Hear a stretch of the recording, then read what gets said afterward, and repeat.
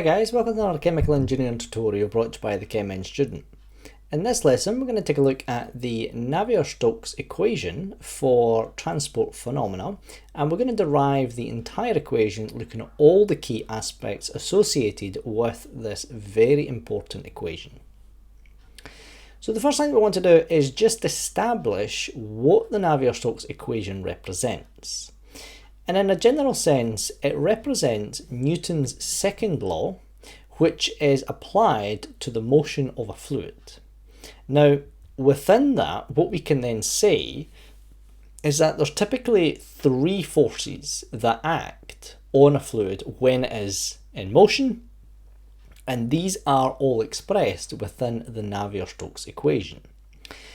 And the three forces that we're going to see here is that of a pressure gradient, the viscosity, and the gravitational forces.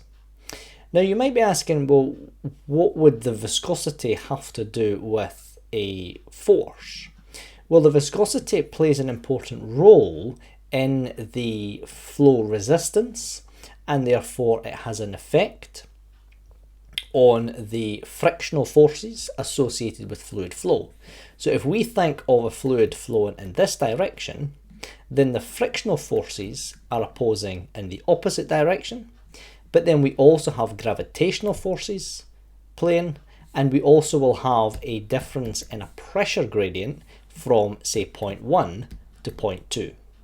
So all of these forces are acting on this fluid at any given point in time, and this applies to both Newtonian and non-Newtonian fluids. And so what we want to do is discover how to derive the Navier-Stokes equation that helps us explain these exact forces. So this is the Navier-Stokes equation for the x-axis, and there is another two. They're exactly the same equations, it's just the nomenclature is slightly different for indication that it's for the y-axis and indeed for the z-axis.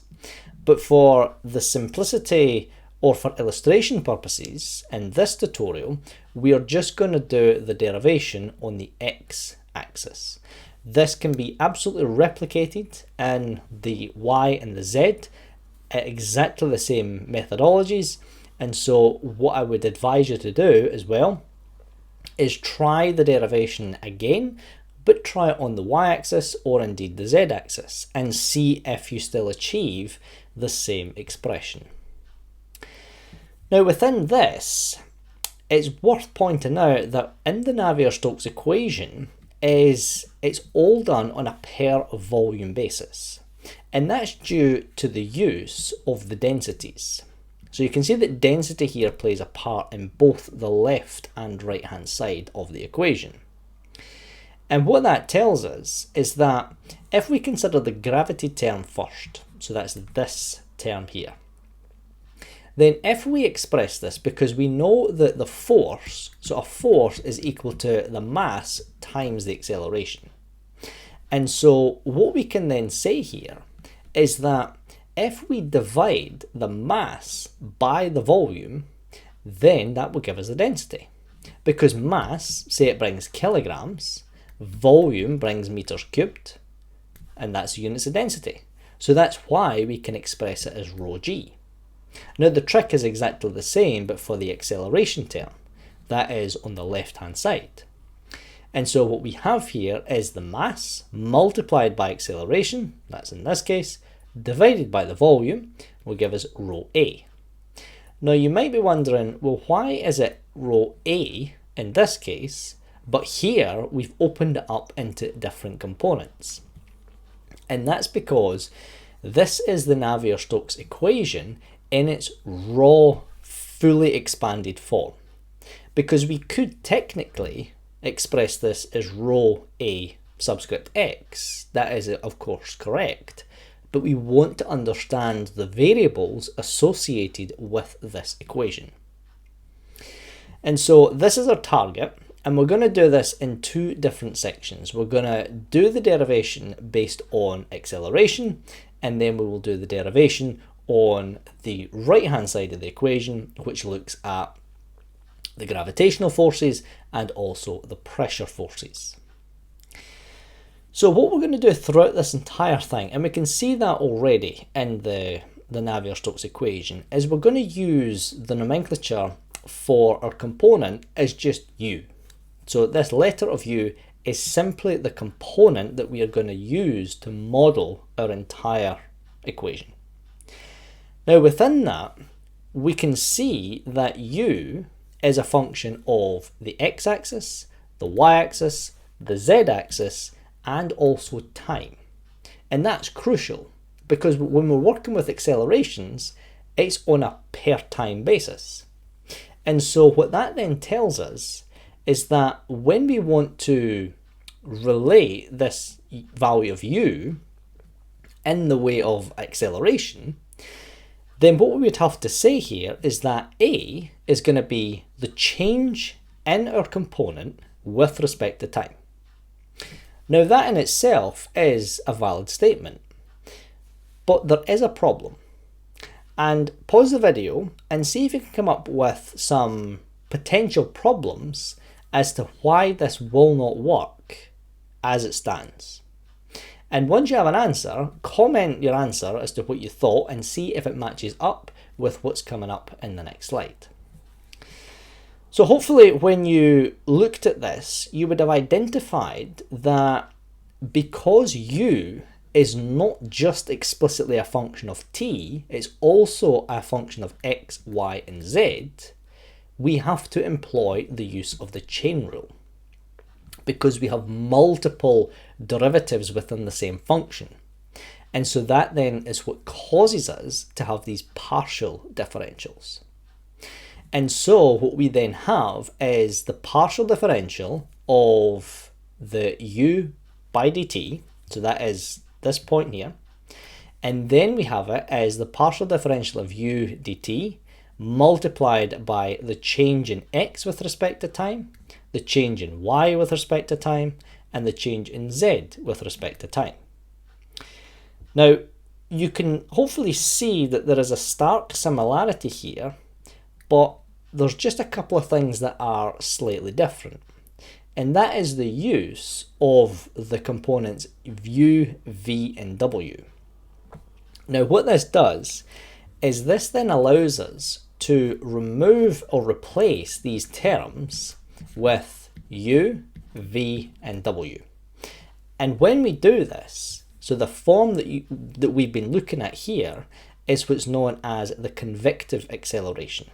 This one is looking at all the different components in the x, the y, and the z axis, as well as on the per unit time basis. So that's really, really important. And that's why we express this in its expanded form. We don't just write it as ax, because we need to show the quantities in each of the respective axes as we move from, say, point 0 to point whatever point in time. Now from here, what we can then say is that this is the final convective acceleration that we can input into this equation, and that is as derived the left-hand side, or in other words, we've derived the acceleration portion of the equation. So now it's time to take a look at the gravitational force balance, and this is going to concern predominantly with this section, but also in this section as well. So we're going to focus now on the right hand side. And this is going to be based really on a fundamental force balance.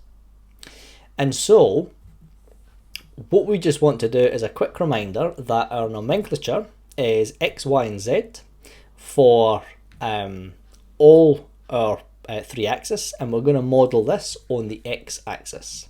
And so x is along here, y is up and down, and z is through the screen. And so what we want to do here is understand that the gravitational force is always going to be acting downwards relative to the fluid flow. And what we also want to do is write this as a function of density, because we have density already in the equation, and so we want to be working in this realm. And so what that tells us is we have to change the mass into the form of density. And the way that we do that is we have dx, dy, dz. Those three components is volume. And so if we have, say, kilograms per meter cubed times meter cubed, then we can see here that they'll cancel and we get kilograms here, which is our mass. So now let's take a look at this in a bit more detail. Now what we're going to do here is we're going to perform the balance, we're going to see the forces, we'll put it all together, and then we'll be able to solve. So let's say that we are going to focus on this face here, so the left hand side face and the right hand side face. And so what we have here is this sigma xx, and this is the shear stress of the flow as it moves in the left direction, and we'll call that x. In the opposite direction, this would be sigma xx, denoting that it's the x in the x-axis, and it's going to be the x plus dx, whatever that changes from the original. And now we're just going to do exactly the same thing, but for the other three axes. And so if we look at this from the standpoint of the y faces, so this would be this front face and the face at the back, then tau yx in that direction we'll call y, and then in the opposite direction it would be y plus dy. So that is us moving, the fluid flow is moving in that direction. And then lastly, we have the flat faces, so that's now the bottom and the top part. So if it's leaving to the left, then that's going to be tau zx is z, and then of course moving to the left, it would be tau zx z plus dz. And so hopefully that knowing the axis and knowing the nomenclature, we can now begin to understand all the frictional forces that take place in 3 dimensions, because we have 6 different faces here. And so what we want to do is just find that force balance around this particular unit. So now what we can then do here is derive the following equation. So we've expressed this in our form of, that's the mass times acceleration, the gravitational force. That's then going to be equal to this value here, so sigma, we'll work on the x-axis first, is sigma, and then it's going to be the x plus dx times dy and dz. So that is the other 2 axes we multiply by these terms. And so then we minus this, because this is the frictional force in the opposite direction, and so we minus that, and we perform exactly the same trick for the other terms. You'll see here that if we look at it from the y-axis perspective, then what we have here is we have the force in this, because remember we're always going to the right, and so it will be tau yx y plus dy times dx dz, that accounts for the 3 dimensions, minus the frictional forces in that direction, so that would be this one, and then the same thing but for our z-axis as well. So the nomenclature is exactly the same. Now from here, what we now have to do is try and simplify this, tidy it up a bit, and make it easier to understand, because right now there's a lot of repeated variables and quite frankly it's quite messy. So what we can do here is simply divide by the volume, and we know the volume is basically this whole section here, and hopefully you'll then begin to see the relationship that's going to be created. And so if we then start to cancel things out, we can see here that all of these are going to cancel. We have our dy dz, dy dz, dy dz, and so forth. So you can see that all of this is going to cancel, and then we're left with this expression. Now we can still take this a step further, and what we will do is we can then bring these, because they have the same common denominator, we can bring them together. So we basically create three individual fractions, and we have a row gx. Now, if we assume that the differentials of each of the coordinates, if they tend to 0, then what that allows us to do is simplify this equation even further. And so basically when we say that, that means that this term and that term disappear. That term and that term disappear. That term and that term disappear because they're almost 0. And so that then gives us this partial differential, which now, if we express the acceleration in its local form, then what that gives us is this expression here. So we have rho ax is equal to rho gx. Now you might be asking, well, it's close, but it's not quite there. And so what we would need to do here is, if we express the acceleration in its convective form, then what we have is this expression, which accounts for each of the different, the time, the x, the y, and the z. And therefore, we also have, in this case, we have the partial differential of the shear stress in the x-axis, and then we have the alternating stresses in the y and the z-axis, respectively. Now, this equation that we've just created is known as the equation of motion. But now what we have to do is we need to be careful in this sense. Now, it's worth pointing out here that this equals should really be a positive. And so what that in this case implies is that these are equal to each other. But this is our equation of motion. Now, if we use the basis of a Newtonian fluid, then we can use the following sets of equations. These are the respective shear stresses and shear rates for the x, the y, and the z axis. And likewise, these are the respective shear rates for the alternative axis. Because if we are working with the x-axis here, then it would be tau xy and tau yx are exactly the same thing. And so that's the thing that we are trying to exploit here. Now, you would use all of these if you were deriving them in for all three of the dimensions, but here we're only looking at it from the standpoint of the x-axis, and so we're only going to be utilizing these values and these values. And so if we break these apart one by one, all we're really going to do here is substitute in. So we know what sigma xx is, it's representative of here. We know what tau xy is, and we know what tau xz is. And so what we can do here is substitute in the terms.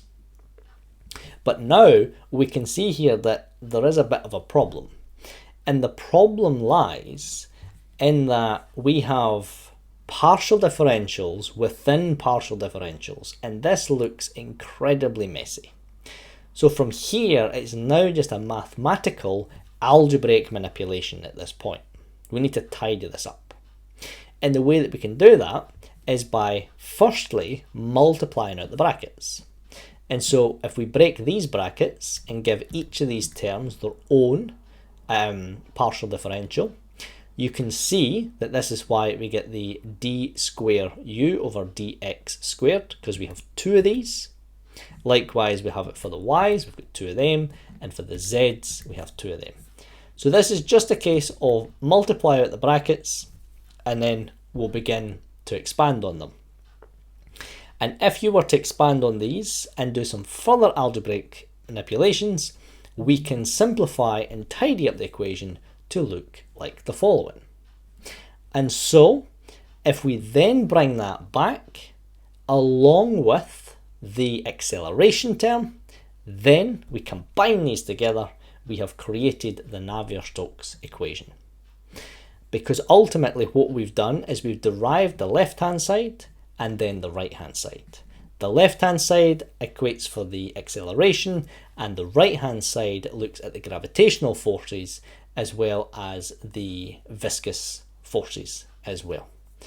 And so you can see that it does take, and that's just for one axis, you would do it for the y and you would do it for the x-axis as well.